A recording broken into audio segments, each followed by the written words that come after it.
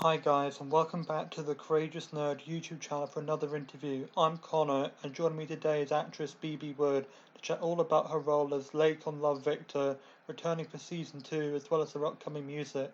If you enjoy this interview or any of the others on the channel, please be sure to like and subscribe.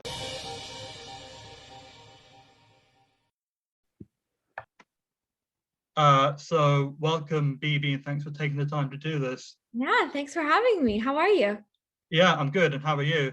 Very good. I just had a dance party, so I'm like feeling the Oh, energy, good energy. for sure. And I suppose obviously people might be familiar like with your acting and like with your background, but I suppose to kind of go back in time a bit and kind of cover how you got into it. I know I did some research and I believe, I mean, to do with My Side of the Pond over here in Mhm, England and Chitty mhm. Chitty Bang Bang. But I suppose could you explain more about that for anyone who might not Yeah, know the story? yeah, totally. So I was on holiday with my parents and we went to London and I experienced my first in-person performance. I was, 3 years old, sitting in the front row at Chitty Chitty Bang Bang.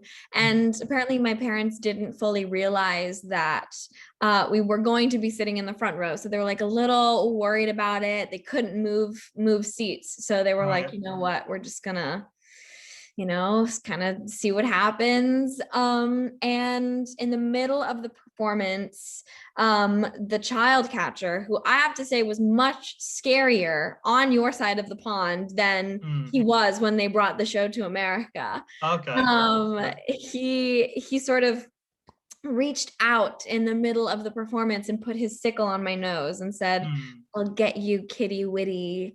And she waited for a moment, and my parents were like, "This is the moment. This is the moment that she's gonna, have a tantrum that we've been dreading." And apparently, I just started giggling, and I loved it. And from that point on, I was like, I gotta act. I gotta be Mm. an actor. Mm. And after the show, I got to talk to the actor, and he basically was like, yeah, you should start taking acting classes. And so we went back to Kansas City, which is where I was born and raised. And I started taking acting classes in Kansas, and that's kind of it all stemmed from there. Yeah, I mean, for sure. I mean, like I said, I read that, a little while ago, and for sure, it's a great origin story, so to speak. I thought that was really interesting when I heard about it. And I suppose maybe then it's just kind of like jumping forward in time. You play Lake on Hulu's Love Victor. It's like anyone who's unfamiliar with it, continuation of Love Simon, and there's the original book. But I suppose then, like, how would you describe the show and Lake for anyone who might not have seen the first season? So I think the best way to describe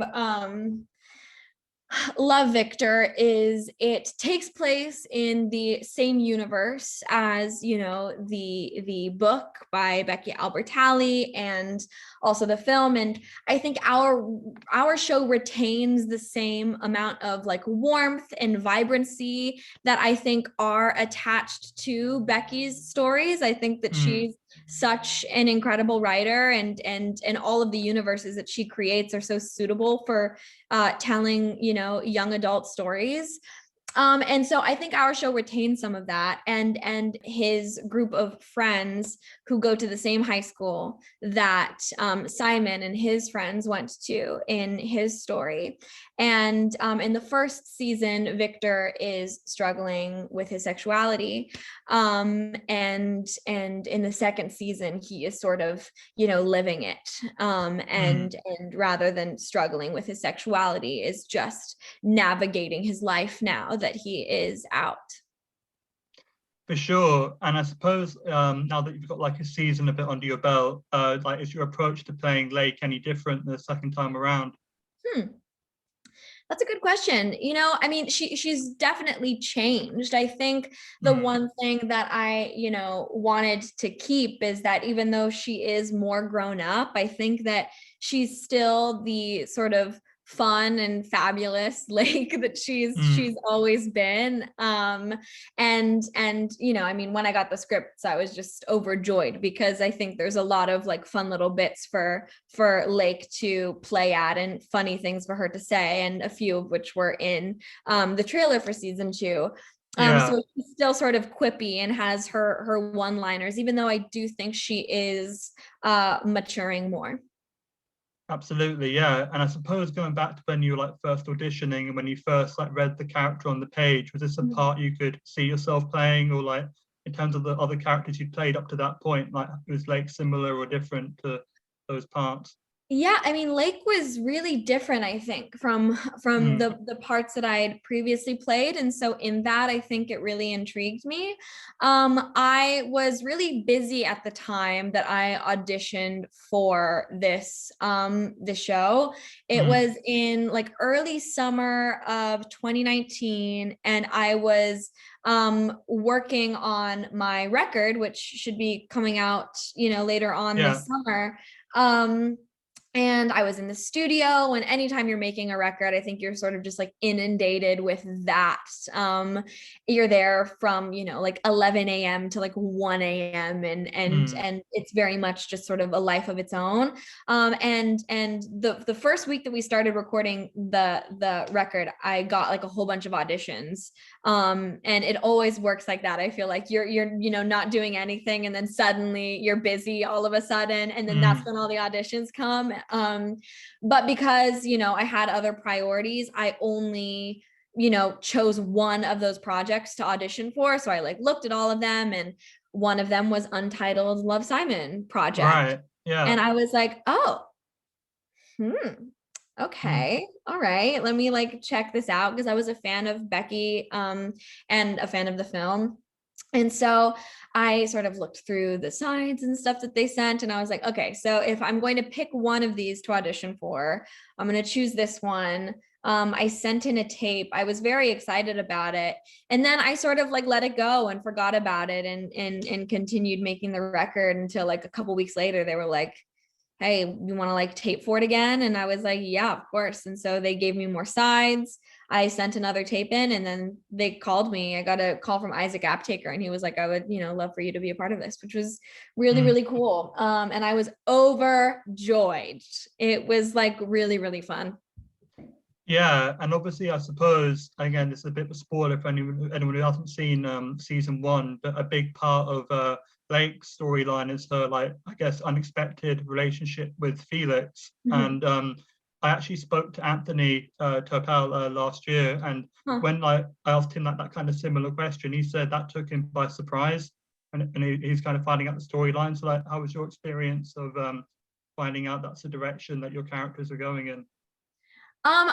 It's funny, actually, no one's ever asked me that specifically, because when I was first brought onto the project, they told me that my love interest was going to be Mason Gooding, who obviously is Andrew.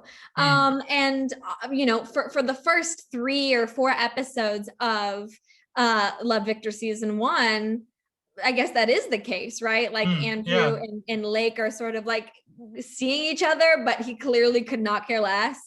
And so when I started like seeing the direction it was going, I think I was really excited, because working with Anthony is so much fun, and we get along, and I mean, everyone is just fantastic, but it is really, really fun to sort of do scenes with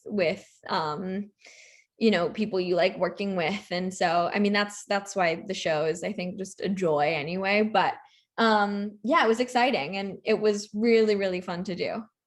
Yeah, there was something actually that Anthony said to me, because it's been like almost a year since I spoke to him, but it's kind of stuck in my mind. But he said to me that apparently you all tell him that he's like Felix, but he doesn't see it.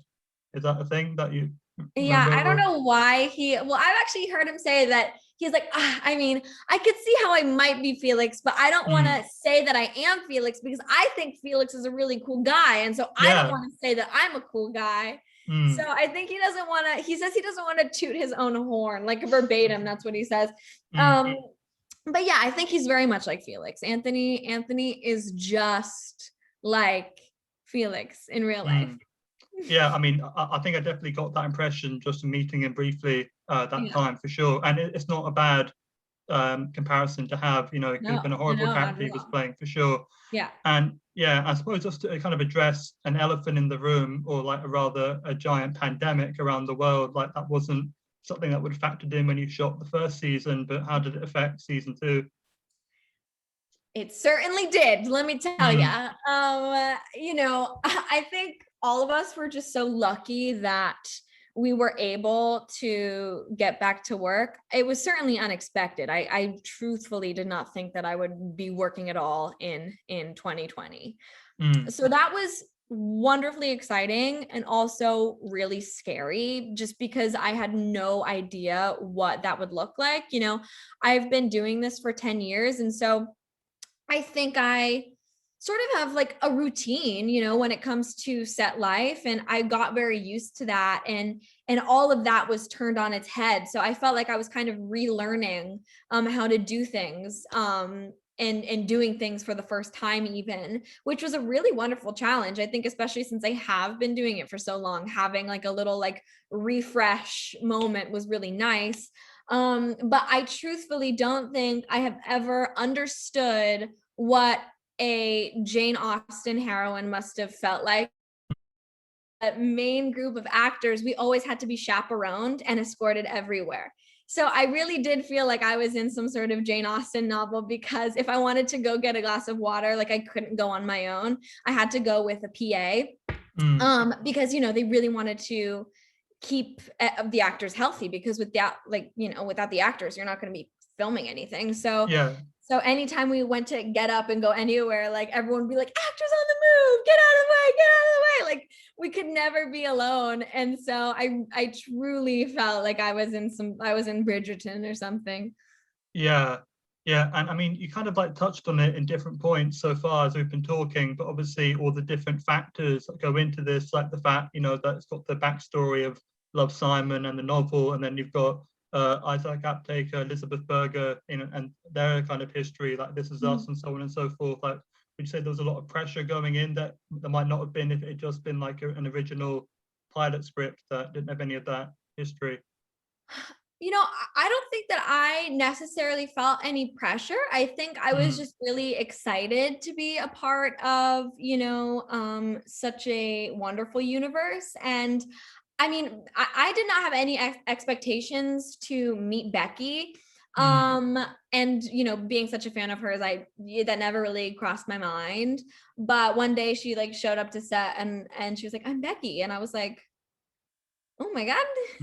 And we had like a lovely conversation, and it has like grown into like a really wholesome friendship. And she and I are chums now, and she even asked me to do the audiobook for her newest book that just came out a couple weeks ago. It's right. called Kate in Waiting. It's so good.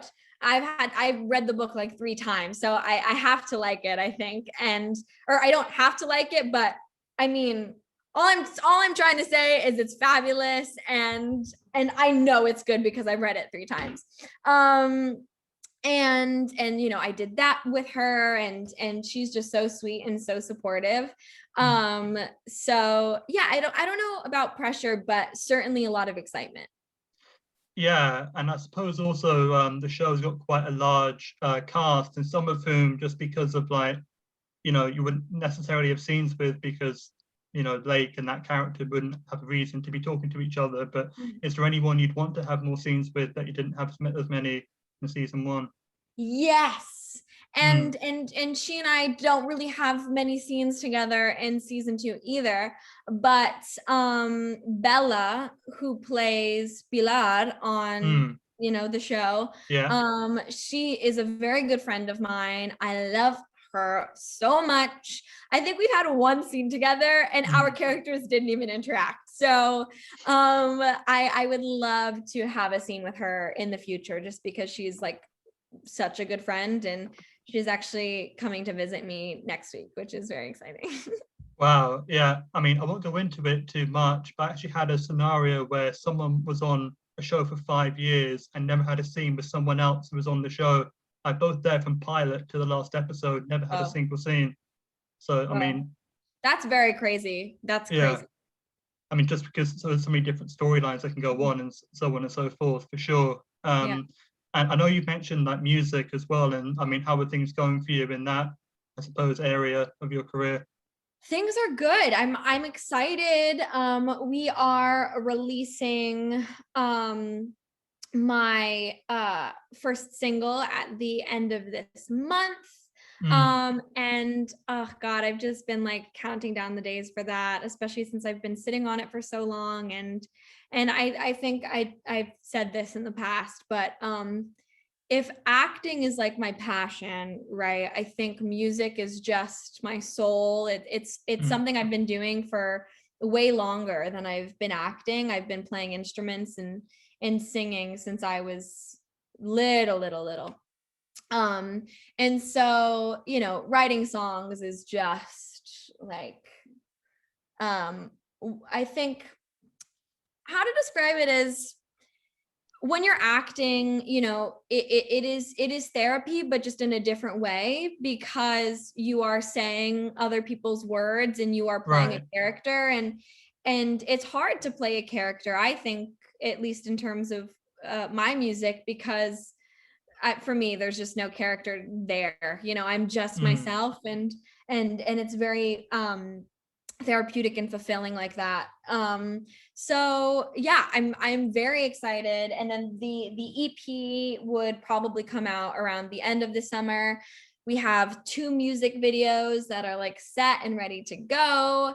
And I'm just looking forward to having it out there, mostly so I could have an excuse to start working on the next record. Yeah, and I suppose, I mean, and obviously, just to say best of luck with all of that, with the Thank music. you. Yeah, for sure. And I suppose it's kind of going back to the topic of Love Victor, like what would you say to people who like enjoyed the first season and like, what can they expect? And yeah, I suppose yeah, I suppose it's anyone who's kind of waiting for the season to come out, like what would you tease about it? I suppose what I'm going for. Well, I think something that's very exciting for me is, along with these characters, the Mm, content and the stories themselves have like aged up a little bit and matured and just grown up. And so I'm really excited for people to see certain things that happen this season. And mm, I mean, we're just given, more time to have certain conversations that were started in season 1. We're sort of able to explore those topics more. It's really like got something for everyone, I think. And we talk about everything from like marital issues to mental health and mm. bullying and self-acceptance, and something that I relate to, and I'm really happy that we're talking about more, I think, in season 2, just as the granddaughter of Cuban immigrants. But in season 2, we talk a lot about like these crazy pressures that are put on first and second generation Americans. Right. And I think it's wonderful. I think it needs to be talked about more. So I'm really excited for people to see this season. Yeah. When does it drop, just as a matter of interest? Season 2, Yeah, June 11th in the States. 11th. Okay. But I don't know in regards to Disney Plus Star or whatever. Oh yeah, yeah, yeah. Yeah, no, Um, yeah, I'm not sure, but I know in the States June 11th. June 11th. Yeah, I mean, just for anyone who might have been listening who didn't know, just thought I'd get that Yes, information for them. totally. Yeah, and I suppose, like in a general sense, what you're hoping to accomplish with the rest of this year with 2021. That's a great question. I mean, um, yeah, I want my record to come out. I want to uh continue working on all of the songs that I've been writing over the last year. It's a funny thing because you know I am so buzzed about this EP coming out. There's 6 Mm, songs on it. But I feel like for any sort of creative process, to really delve into any new creative process, you need to let go of whatever you were working on. yeah, So once the EP is out and those 6 songs are for, everyone to listen to, I think I'm just excited to delve into all of the new material and really sort of get my hands in there, hopefully record some stuff.